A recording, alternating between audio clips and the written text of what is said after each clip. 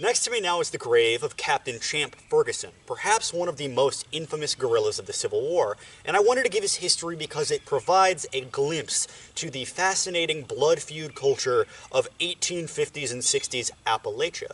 Champ Ferguson was born in 1821 just across the border in Kentucky, and understand that these areas of the country at the time were not necessarily pro-Confederate. Although they fell within the declared Confederate States, the Scott County, which was just adjacent to him over the border, voted for well over 95% to remain a part of the Union, and in fact during the war declared itself an independent state.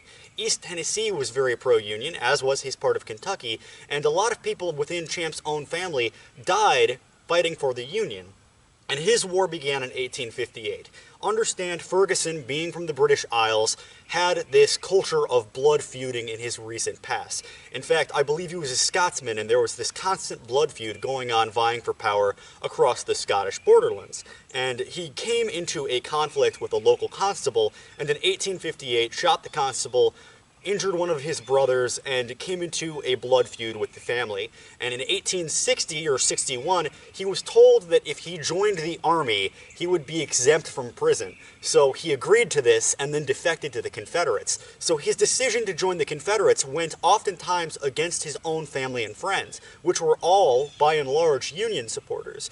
And he used this, and he also used the fact that his family turned their backs on him as justification for turning around and killing them, which he did mostly with a Bowie knife. He oftentimes would corner kids and stick the Bowie knife right through them, pinning them into the ground. He would shoot surrendered 16-year-olds. One of the most sad stories I heard about him is he arrived at his friend's house, who went to a local Union Army fort, and his friend said, "Is there a misunderstanding between us?" Because Champ arrived, obviously, to kill him. And Champ said, "No, you've done nothing but good for me. You've harbored me, but you went to the fort and I intend to kill you." So once Champ fell into this job, he just truly filled the role of a Confederate partisan. And he fought half and half, official, unofficial. He was under the troops of John Hunt Morgan, and his men would often maraud through these mountains, and they were very useful in places like East Tennessee and Kentucky because of the pro-Union sentiment. And a lot of these blood feuds really escalated, most famously the Hatfield-McCoy feud, because there was no real law enforcement here. I mean, East Tennessee, as well as parts of Kentucky, were ostensibly under Confederate control, but the local populace didn't support the Confederacy, so there was no real way to police them. The police weren't there.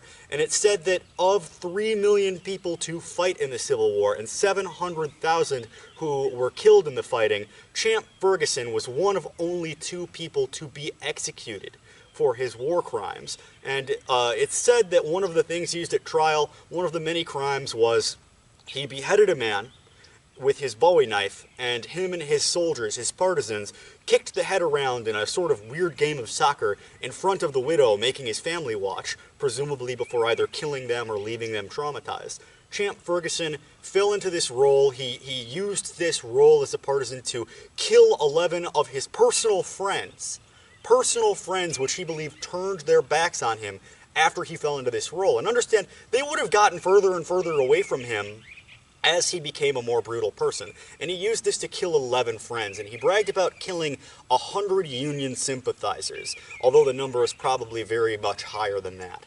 And he was executed in Nashville and buried here in 1865.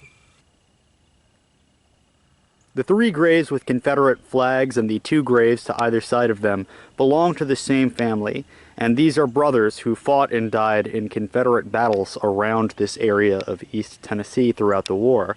I believe they were more like partisans in this war, buried next to Champ Ferguson.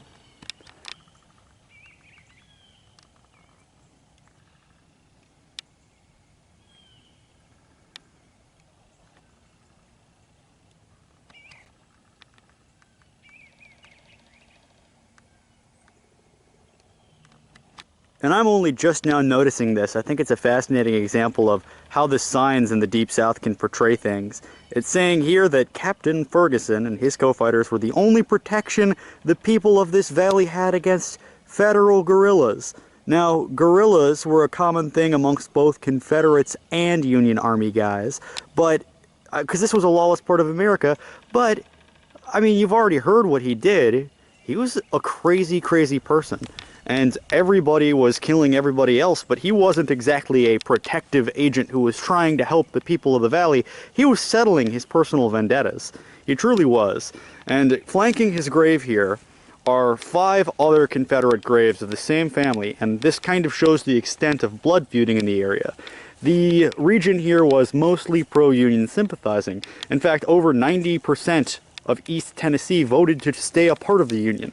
And these 5 brothers, because of these blood feuds, were killed in different battles around the South in the Civil War. Some of these men were partisans. I mean, they mark Ferguson as an official member of the Tennessee Cavalry that helped in the invasion of Kentucky, but in reality he was just a partisan, and he wasn't even particularly a pro-Confederate partisan. He was just doing what he thought was going to get him through to the end of the war.